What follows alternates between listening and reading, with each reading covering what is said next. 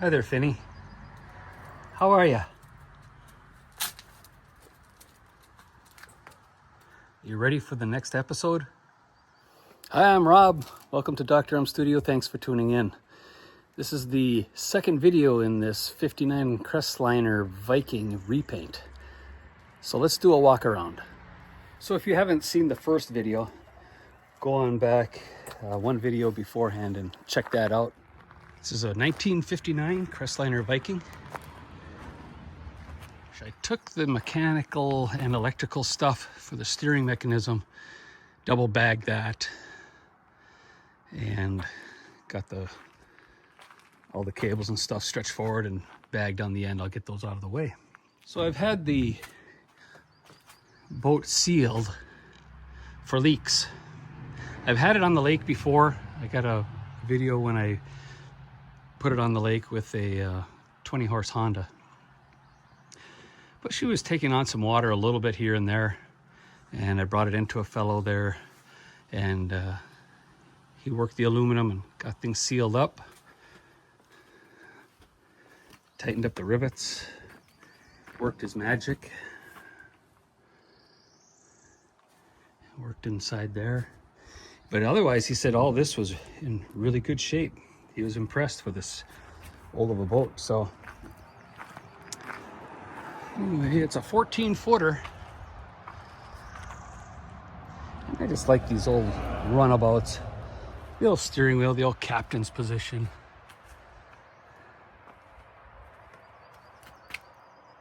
So yeah, I stripped it down, and now I'm gonna pressure wash it, let it dry out, and then prep the aluminum for some paint.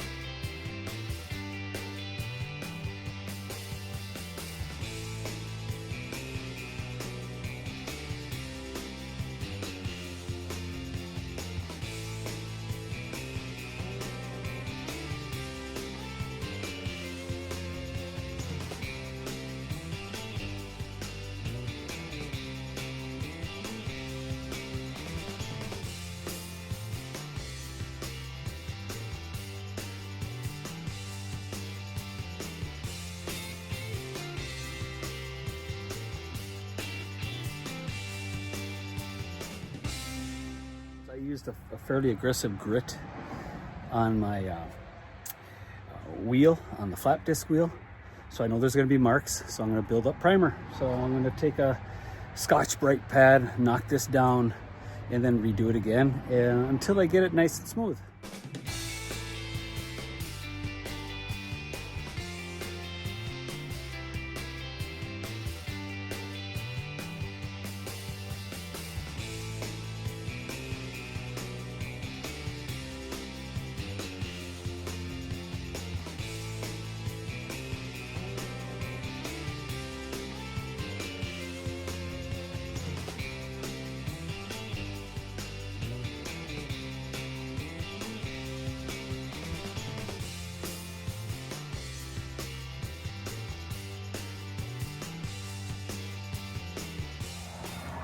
I've laid down 2 coats of this Rustoleum primer paint. This paint was $5 a can, and I bought a bunch of it. What's really been nice is this little handle here made by Rustoleum. Sure takes away the finger fatigue when using a rattle can. When I use that grinder and flap disc, I've got some marks in here that you can see, and that'll be shown in the paint. So this is 2 coats. I'm trying to just build up the primer here, and I'm going to sand it down with 180, and I'm going to do that by hand. And this is the sanding part here. This came out pretty good. I'll do another coat of primer on top of that, I believe. But yeah, it's kind of rough here. I don't know if we can pick up on that. There's some rough stuff here. And this is, I did some hand sanding here. So a whole lot nicer here. I'll come back when I get all this done, and we'll see what it feels like and looks like. Knock down the high spots, leaving the low spots filled in. So now we're going to put another coat of primer on as soon as I get it cleaned up here. And then we'll let it sit overnight.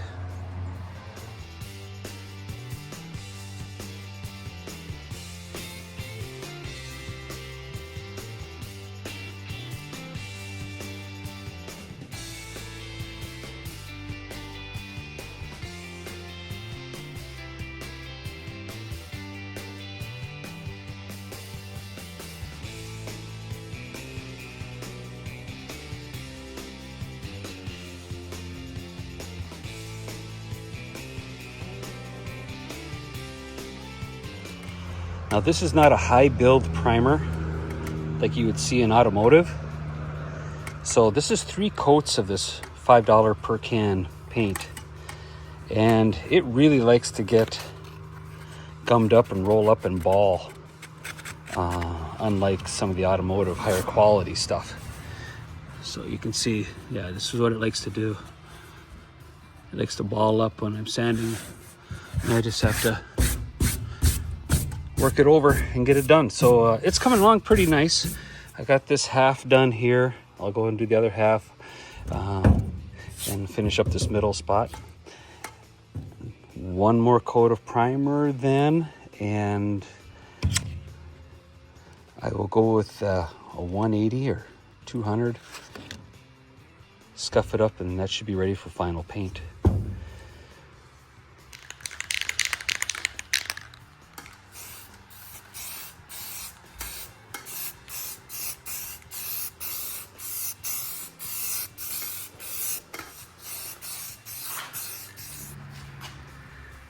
Got to fill in these spots. There's a couple more on here.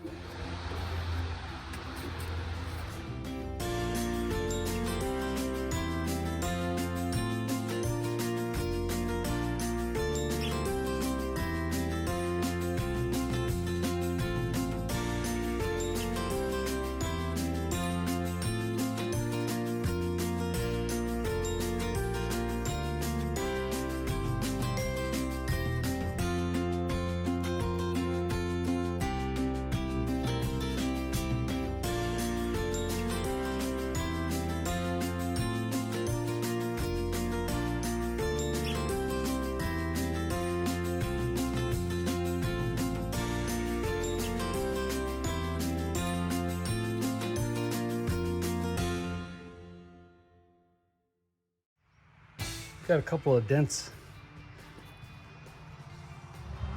And I should be able to get to it. This is not a double hull design, so single hull. So I'm gonna see if I can't get that out of there.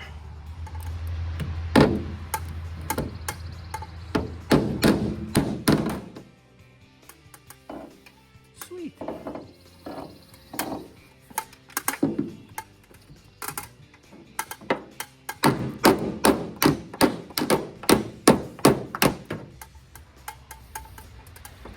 I think that'll pass. I'll do a little bit more on this one.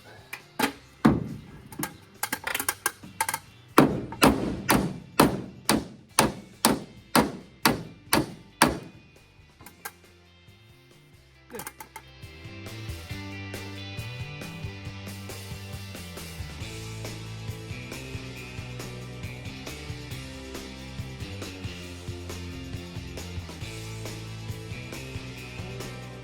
All right, the time has come.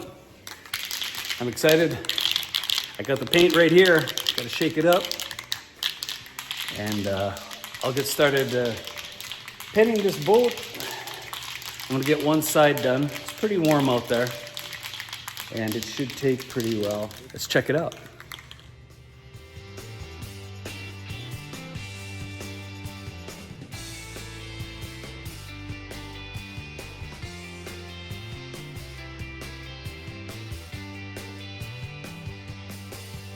What's this?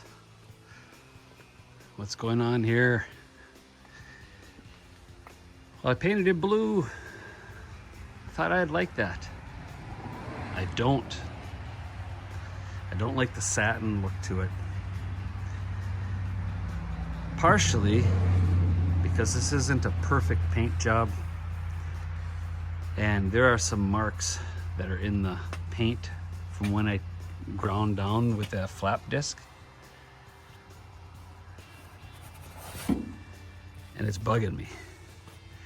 So I did some tests. The white hides the most, but to me white is boring. Maybe as an accent. This is the hammered paint. I thought I was gonna get by with that, but it shows some of the marks as well. Even though I sanded it down, boy. Guess what? We're going flat black. And I'll do some accents on the rails. So change of plans. Here we go.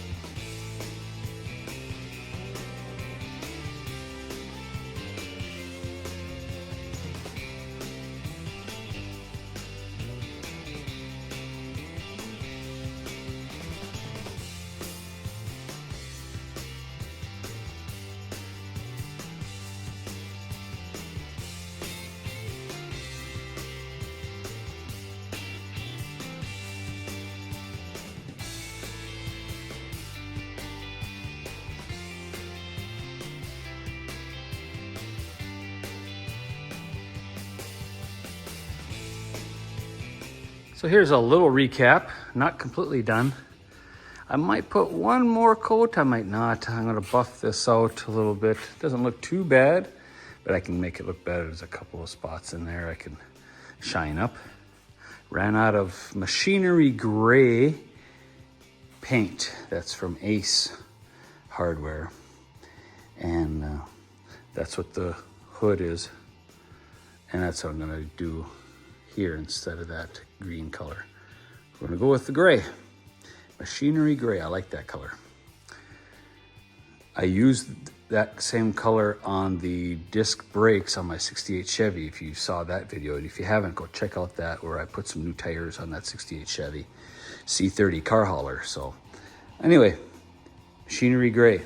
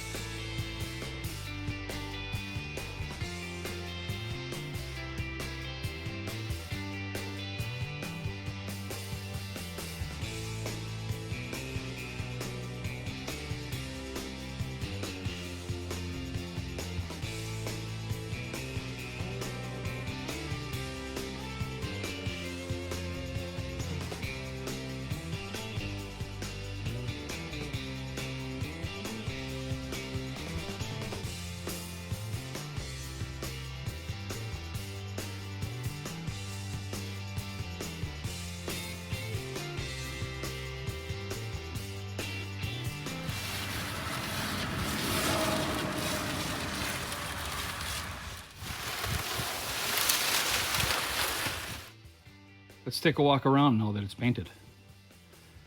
Got the flat black, got the white stripe, got the gloss machinery gray.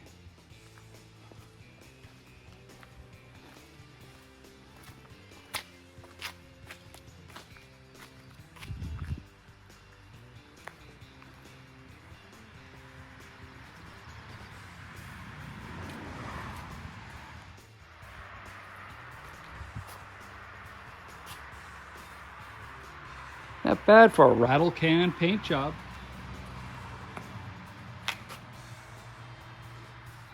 I think that if I prepped the paint using conventional automotive paint and high build primer, certainly it would have been a better paint job. As far as the amount of time, hard to say. Maybe the rattle can was faster, but I had to do a lot of work up on top that I probably wouldn't have had to with conventional build-up primer. I worked that fairly hard, but it's done. What would I have done differently using the rattle can again? I would have used longboards on the sanding. I finally found them. I couldn't find them, so I just did it by hand, really, fairly fast on the sides, and that kind of dictated the color. I would have used my longboards that I have for sanding, so now I have them. It doesn't do me any good right now, and I'm not going back. I like the colors for the rattle can for what I had to hide blemishes on the sides.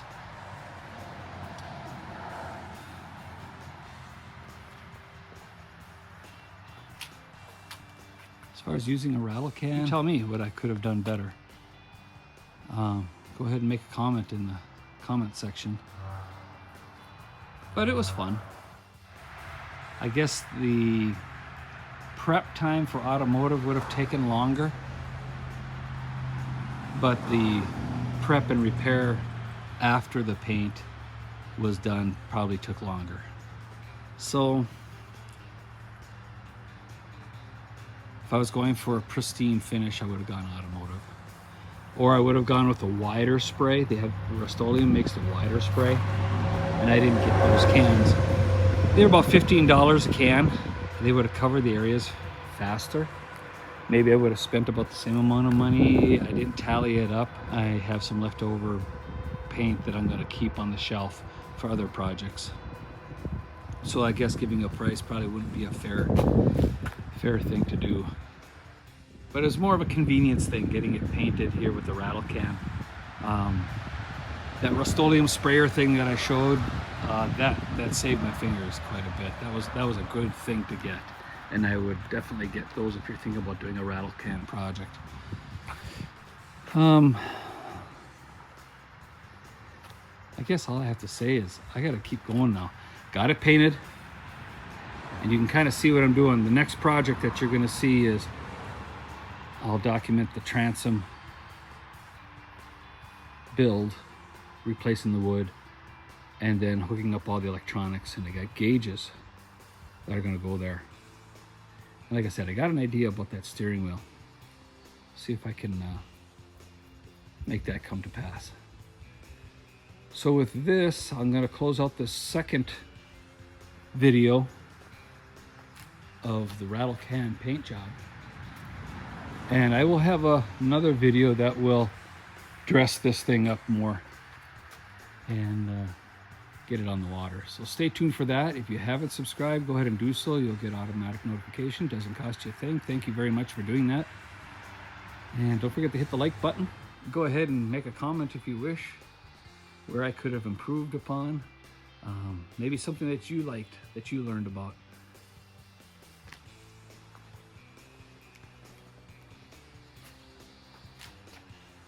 Yeah, so thanks for tuning in. This is Rob from Dr.M Studio. Until next time.